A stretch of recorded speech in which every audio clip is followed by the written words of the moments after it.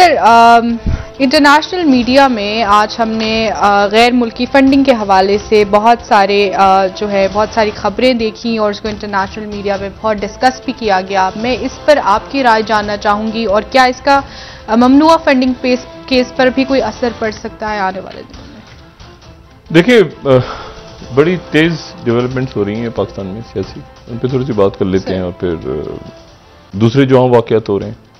बड़ी तल्ख कलामी हुई है प्रेसिडेंट बाइडन, अमेरिकन प्रेसिडेंट और चाइना के प्रीमियर शी की। सही तल्ख कलामी हुई है। अच्छा, सख्त गुफ्तगू हुई है 2 घंटे तक वीडियो लिंक पे, और उस पर भी ज़रा बात करते हैं और उसके पूरी दुनिया पे क्या असरात मुरतब होने जा रहे हैं। लेकिन पहले पाकिस्तानी सियासत थोड़ी सी, चूँकि एक अजीब सा यहाँ पे हिजान बपा है, 2-3 बातें। एक तो शेख रशीद साहब के जो ट्वीट्स हैं आज के, वो ट्वीट्स जो हैं वो बड़े दिलचस्प हैं।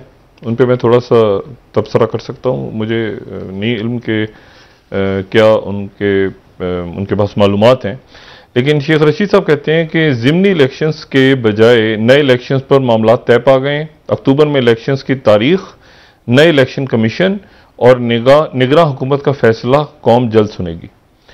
और करंटीना वाले भी इलेक्शंस मान गए हैं, यानी इनका इशारा है जरदारी साहब की तरफ। अच्छा। क्योंकि जरदारी साहब जब दुबई पहुंचे तो वहां पे वो उनका कोविड पॉजिटिव बताया गया कि कोविड पॉजिटिव है। सिर्फ फजलुर रहमान रह गए हैं $250 का, और बिजली और LPG में $10 का इजाफा मार्केटें बंद करवा देगा। अच्छा, अब खल्क़े खुदा फैसला करेगी, स्टेट बैंक और बाकी इनकी बातें जो हैं वो, लेकिन इंपॉर्टेंट बात, बाकी तो ज़ाहिर पॉलिटिकल बयान आता है, लेकिन ऊपर जो इन्होंने अपनी खबर दी है ऊपर।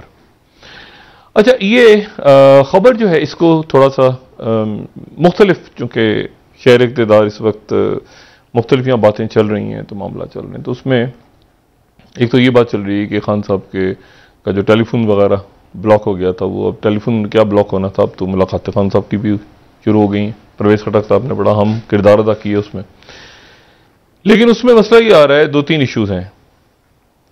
पहली बात तो यह है कि मैं बार बार ये बात इसरार देके करता रहा हूं, पहले भी और मैं दोबारा, हमारा काम है मशवरा। मैं नवाज शरीफ साहब को भी हम अपना तज़किया तो दे देते हैं कि जी ऐसे हो, नहीं ऐसे मुनासिब होगा अगर आप करें।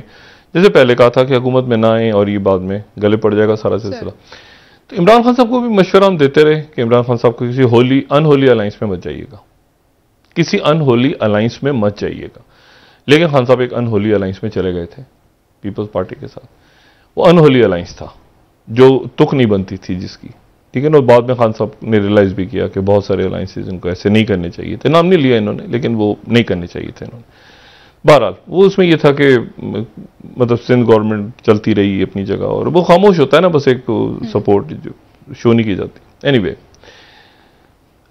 अब इशू ये है कि फिर खान साहब के सामने एक जो है किसी ने एक फार्मूला रखा है कि जी पीपल्स पार्टी के साथ अगला इलेक्शन आप लड़ें। अगला इलेक्शन जो है वो आप पीपल्स पार्टी के साथ लड़ें, और ये खान साहब के लिए मेरा ख्याल से काबिल कबूल नहीं होना चाहिए। अच्छा, अगर होगा भी तो मैं कोई खान साहब का कोई एडवाइज़र या नहीं हूँ, लेकिन एक तज़किया मैं दे रहा हूँ कि इस किस्म का की जो बात है वो शायद मुनासिब ना हो, शायद हो जाए खान साहब के लिए। मैं कोई इस पर तब से, लेकिन एक बात गर्दिश में है जिसकी बेस पे ये ट्वीट हुआ है और जिसकी बुनियाद के ऊपर कल हमें पाकिस्तान पीपल्स पार्टी को दावत भी दी गई है। उसमें PDM में शिरकत की, लेकिन वो शरीक नहीं हुए और कोई बात भी नहीं हुई। ये हाईएस्ट लेवल पे बात हो रही है, यानी इसमें जो सिंध हुकूमत है या यहाँ पर जो बहुत से अकाबरीन हैं पीपल्स पार्टी, उनको शायद इल्म नहीं, लेकिन एक ऐसी बात चली है किसी जगह। वो मैच्योर होती है या नहीं होती, ये भी देखना है, ठीक है। मेरा अपना ज़ाती ख्याल ये है कि इमरान खान साहब शायद ना जाएं, लेकिन सियासत में मैं कुछ नहीं कह सकता आगे क्या सूरत हाल बनती है, ठीक है। यानी अगला इलेक्शन जो है वो इस तरह से हो कि ये जो बात हो रही है उसमें शायद इमरान खान साहब के साथ आगे जाके ANP जो है उसका भी किसी जगह पर कोई बात चली है। ANP की क़यादत को इल्म नहीं, लेकिन क़यादत में शायद किसी को इल्म हो नहीं हो, लेकिन कोई बात चल रही है कि ANP भी शायद उधर हो, ऐसे हो। जमात इस्लामी भी शायद इमरान खान इस तरह से अलायंस हो, क्योंकि जमात इस्लामी पीडीएम में नहीं है, पीपल्स पार्टी भी पीडीएम में नहीं है अभी तक, उनको दावत दी गई है अभी इस वक्त। तो ये मुख्तलिफ मामला, लेकिन ये फ्लूइड है, अभी इनमें से कोई चीज हतमी नहीं है। ठीक है।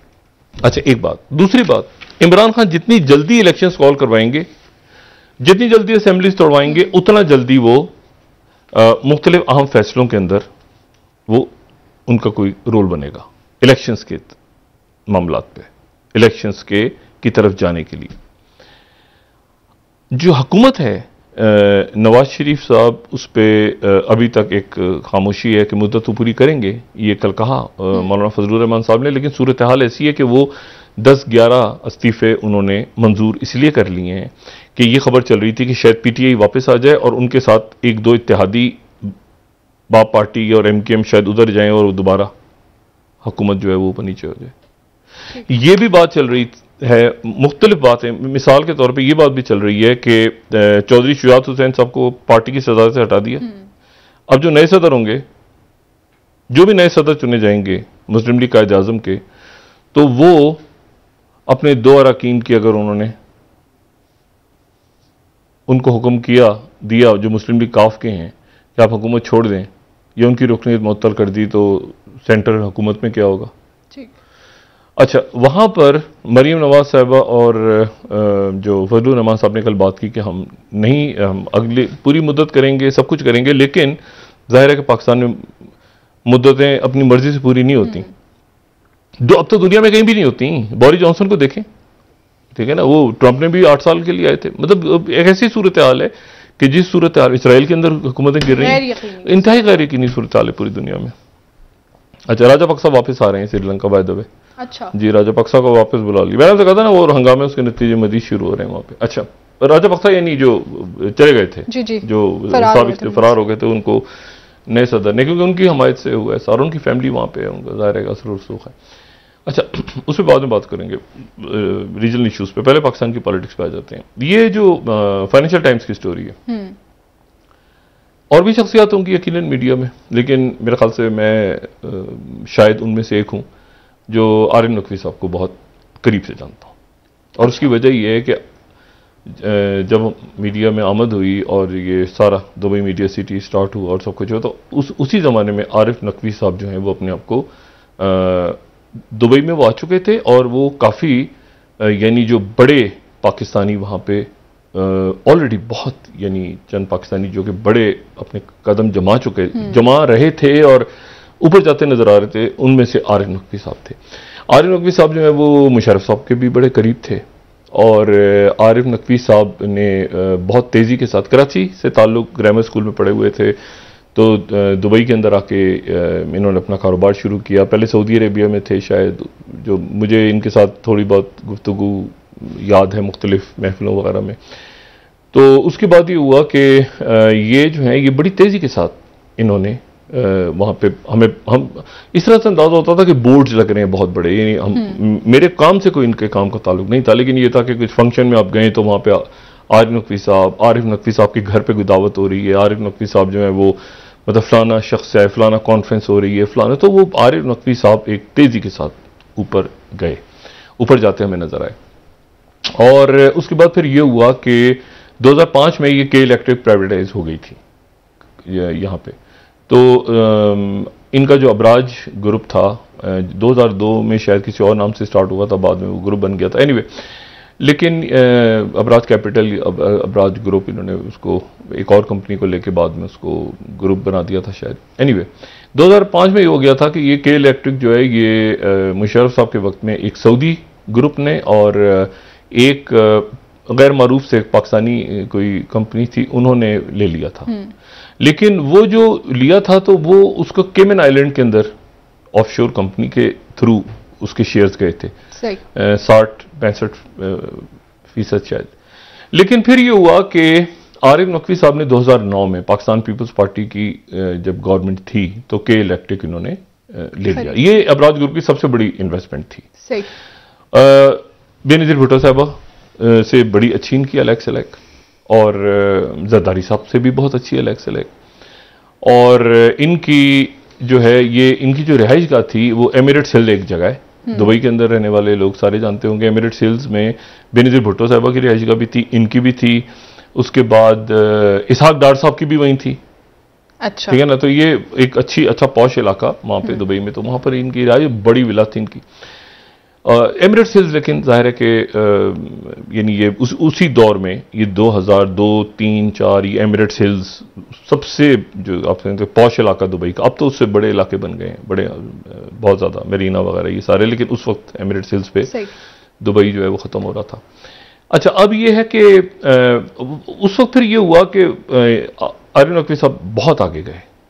अच्छा, ये वर्ल्ड इकोनॉमिक फोरम के अंदर, और फिर उसके बाद ये जरदारी साहब के भी करीब, ये मतलब सब पाकिस्तानी जैसे होते हैं ना, लेकिन ये मैंने से कहना कि पाकिस्तान के चंद लोग जिन्होंने बहुत ज्यादा तरक्की की पाकिस्तान से बाहर, उनमें से एक थे। तो ये हर गवर्नमेंट जो भी थी उसके साथ इन्के एक ताल्लुकात होते थे, हर एक के साथ। ये बहुत पॉलिटिकल भी नहीं थे, ये एक बिजनेस इन्वेस्टमेंट, गवर्नमेंट आ रही है, ये सारा करे।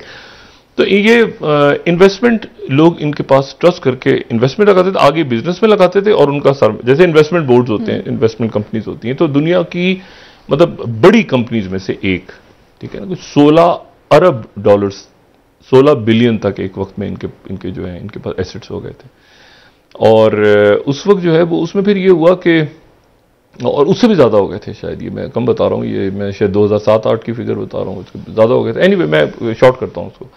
उसके बाद ये हुआ कि ये 2010 में इनको देखा, 11, 12, 13 ये आगे जाते गए, ठीक है। और ये जो था ये बहुत इनके बारे में ये जो तासुर बना हुआ है कि कोई जराइम पेशा, कोई मनी लॉन्ड्रिंग करना, ये बिल्कुल गलत तासुर है, ये बिल्कुल गलत, मेरी अपनी राय में ये तासुर गलत है।